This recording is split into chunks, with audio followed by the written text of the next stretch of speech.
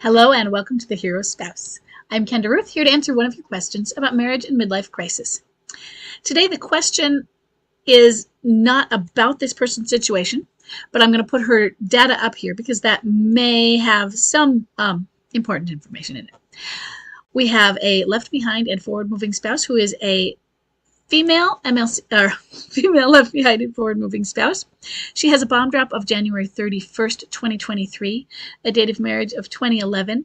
Her husband is at home and a low energy wallower.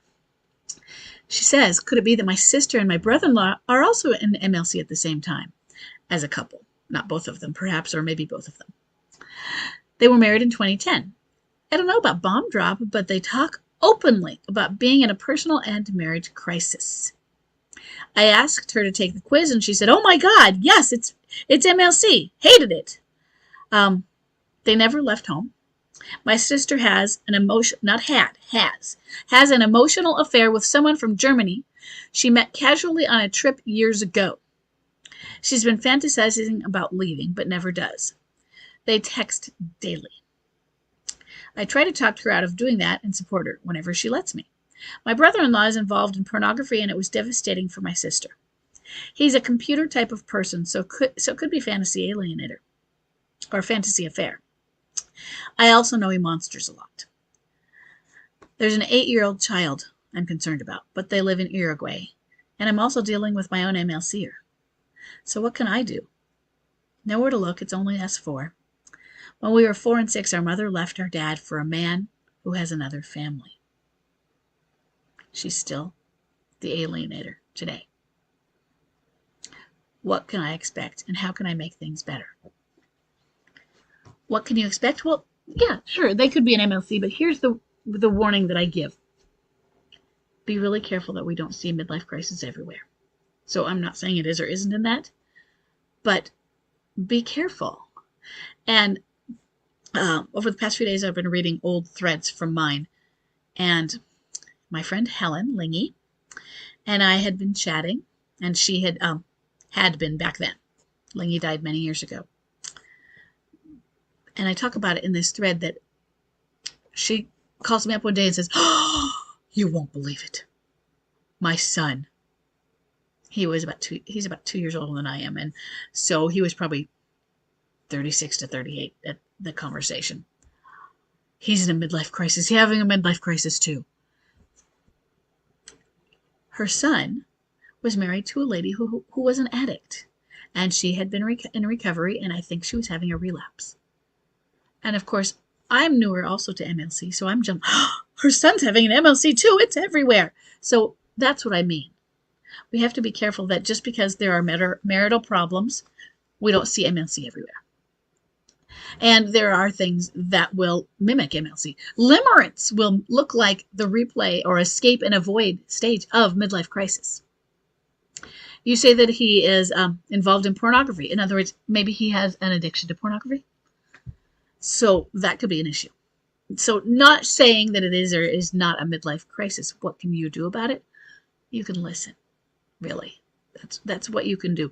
Not simply because there's a geographical distance, but an MLCer has to go through their crisis. And what you do is you be there as an unconditional listening ear. You can say that you don't or do agree with things, but be careful that if you go overboard with that you get cut off. And if you do get cut off, you also set boundaries and say, you know what, that's not appropriate. I had Chuck and I had a friend who was a female friend. She's a little bit younger than him, and I still trusted her, yeah, even though a female. Or I trusted him speaking with her, let's put it that way, during his midlife crisis. And I talked to her at the beginning, and I said, he's going to call you.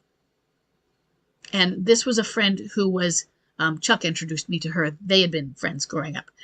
Their dads were best friends, and so they didn't live near each other, but when they visited, they were. And so we had become very good friends with her, and we'd gone camping with she and her family. And I just told her, he's going to call you, and he's just going to want a listening ear, and he's going to tell you stuff that you don't want to hear. And you just want to listen and listen. And she said he did exactly that. And she said, sometimes I couldn't hold my tongue. I'm so sorry. One of those was when I think he told her he wasn't using condoms. And she did, I don't know if she laid into him, but she did express her concern. And that was what she said. And it's okay to express your concern. It's okay to say. But we have to be careful that also when the person says, yeah, whatever, I'm not going to pay attention to you, we also drop it. We don't harp on about those things. If you need to say, you know what, I'm really concerned about your 8-year-old daughter. Unless it is a CPS issue where you have to go run and call to get because you're so concerned, there might be a point where, yep, you said that already. I got the message, whether they've done anything or not, because it's not your job to then hold her feet to the fire and make her answer to you. You can say it once. You're dealing with your own MLCer. That gives an insight. And she took the MLC quiz, you said, and said, yeah, that sounds like, I'm assuming me, since you've said she's the one with the emotional affair. But maybe she's reading it in her husband also. But also be careful that it's really easy to read these things in. How long has he been looking at pornography? In other words, you say he's involved in pornography. What does involved mean? Does that mean he is just simply, not to minimize, he watches it, or being involved? He's making it. Usually, I'm assuming watching, but usually we don't use that word involved because that puts us a little bit more into it. So what does that mean? And how long has that been going on? And it sounds like they've probably had discussions about that. But what about therapy? And remember how I've said therapy doesn't work with MLCers, they're resistant. That doesn't mean you don't talk about it and ask about it and see what have you done to do this? Yeah, of course she needs to cut off with this emotional affair. That doesn't mean she's going to because you tell her that she should. And because you point out, you're doing what mom did. That's a big one right there. It's different with me. He's just my friend. Or because you're doing what you're doing, sister, you're doing what my husband is doing. It's different with me. I'm not having an affair. I am feeling this way. I am, or it's real with us. We get that with what Chuck, well, we're the exception to the rule about relationships that start as affair are doomed. We are going to make it. This person is my soulmate. They're going to put in excuses why it's not the same. It's different, or we're an exception, blah, blah, blah, or I just want what I want. Whatever they can throw at it to continue doing that. And you say, I understand that's how you feel, and we can, I'm concerned, but you're my sister, and I love you, and I want, no matter what, you to still feel safe calling me. I want you to feel that safe. You are always welcome in my heart. Because that's very important, that the MLCer feel that they are safe with you or with someone. I'd rather they be safe with you than the alienator. But in this situation, I am talking about somebody's sister. This is your sister. And she needs to feel safe. And if both of them are having these problems, let's say your mom hadn't left your dad, and you had a very stable, upbringing with that. She has a husband who may be a porn addict. So there's already something really valid in the marriage that is causing damage. And so as an MLCer, if she is an MLCer, she has valid issues and complaints. Now, not to say that the others don't. We all have valid complaints, but hers may be more serious than some of the complaints MLCers give us. Some of the ones, she didn't pay attention to me. She paid more attention to the kids. They became the priority. That is sometimes imagined, sometimes real, sometimes misunderstood. Sometimes it is what causes marriages to, the irreconcilable differences kind of fall apart. But unfortunately, during the child rearing years, especially when they're young, that's how it is. And I'm not saying it in a manner to defend it. We need to work on balancing that. But it's a normal marital problem.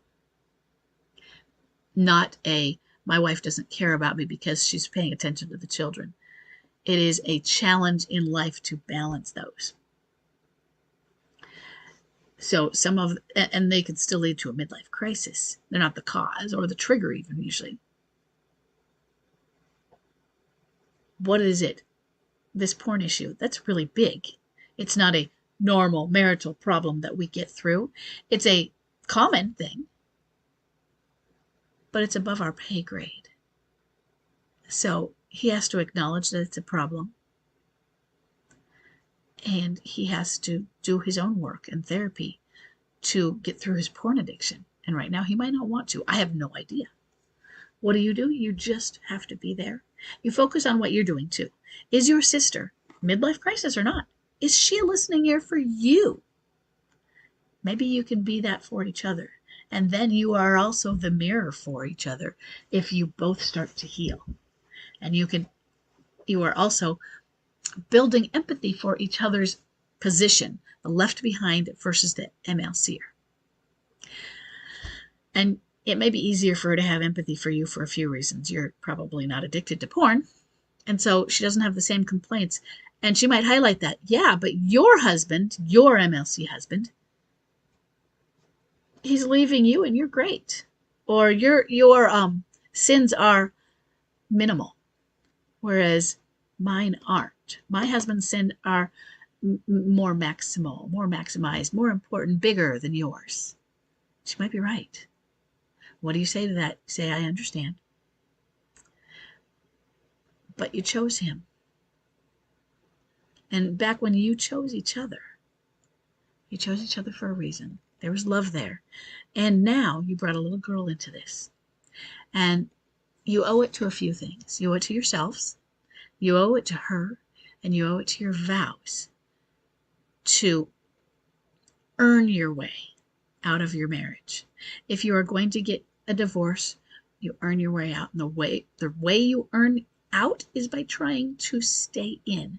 Not just stay in with status quo, but by trying to heal what you can and fix it and see if you can first move forward toward a healthy and stable marriage. Earn your way out. If you're not earning your way out, you're doing what mom did.